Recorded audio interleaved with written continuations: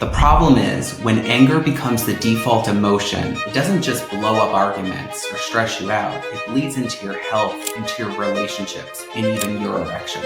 And that's what we're talking about today, the anger trap. Here's the truth about men and anger. Most guys don't feel safe showing sadness, fear, or vulnerability. But anger, that one's acceptable. The problem is, when anger becomes the default emotion, it doesn't just blow up arguments or stress you out. It bleeds into your health, into your relationships, and even your erections. And that's what we're talking about today, the anger trap. Why bottling up emotions backfires, how anger shows up in ways you don't even realize, and what you can start doing about it differently. Let's be real. Men were never taught emotional fluency. From the time you were a kid, the message was clear. Don't cry. Don't show your weakness. Don't talk about it. So what do you do with all of that pain and frustration and sadness? You funnel it into one emotion society lets men get away with, anger. But anger isn't the root. It's just the mask. Underneath anger is usually fear, shame, sadness, or loneliness. And when those emotions never get acknowledged, they build up pressure like a shaken up soda bottle. Eventually, you explode. Or worse, you turn your anger inward and it starts eating you alive. I had a client, we'll call him Dan. He came in to see me because his marriage was on the rocks. His wife said he was always angry, but Dan swore he was not an angry guy. He had no idea what his wife was talking about. When we dug in, here's what I found. Dan wasn't angry. He was actually exhausted. He felt invisible at work, disconnected at home, and terrified that he was failing as a husband and father. But none of that felt safe to admit. So instead, it came out as sharp comments, a short fuse with his kids, and distance in the bedroom. His wife didn't see the fear underneath. She saw the anger, and that's what was pushing her away. Once Dan learned to name what was under the anger, everything shifted. The arguments ceased, intimacy started coming back, and he felt like he could finally breathe again. Here's what happens when you keep bottling it up. Your relationships suffer. Anger shuts down communication. It makes your partner feel unsafe and unseen. Intimacy dies. You can't be open and connected in bed if your anger is simmering just under the surface. Chronic anger jacks up your stress hormones, raises your blood pressure, and get this, it can literally interfere with your erections. Stress hormones and arousal, they don't mix well. So when I say anger affects every part of your life, I really mean it. From your marriage to your sex life to your health. It's all connected. So what do you do if you recognize yourself in this situation? I want you to pause before reacting. Yeah, easier said than done. But when you feel the surge of anger, take a breath. Count to 10 if you have to. It interrupts the automatic explosion. You just want to take a beat. Number 2, ask yourself, what is under this? Is it fear? Is it shame? Is it sadness? Naming the real emotion is where the healing starts. Number 3, find an outlet. Anger needs movement, exercise,